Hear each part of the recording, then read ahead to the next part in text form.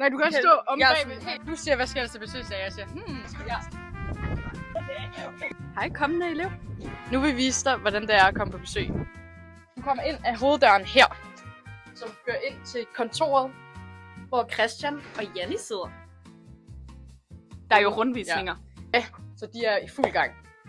Og så lige herinde skal du til samtale med Nina, som er vores studievejleder, som fortæller alt om det praktiske og skoledelen primært. Når I har booket en tid, så får I en af os skønne med. En eller anden elev, der lige snakker lidt om, hvordan det er at være elev her. Det her, det er skolegangen. Vi har klasseværelser. Den her vej ned, så kommer vi ned til hjertet af kollegiet. Så har vi jo besøgsdag, så alle os elever, vi venter jo på jer i stuen, så vi kan snakke og tage imod jer. Og her er Christian. Hej. Janni. Er vi live? Så det er også derfor, at Janni og Christian ikke lige var til at finde på kontoret, fordi de er ude og vise elever rundt.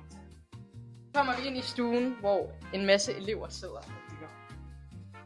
Så herinde møder man alle elever, som sidder og hygger. Der er både førsteårselever, andenårselever, Imagine Outdoor. Og folk sidder bare og hygger, er klar til at snakke.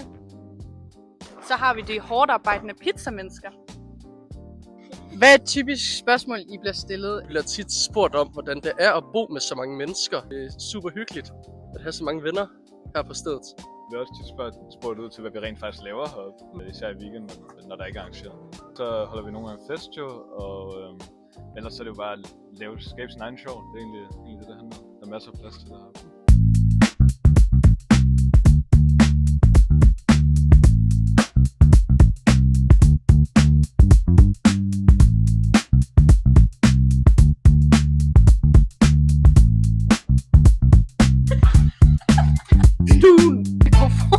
Hvad sker der? Gang!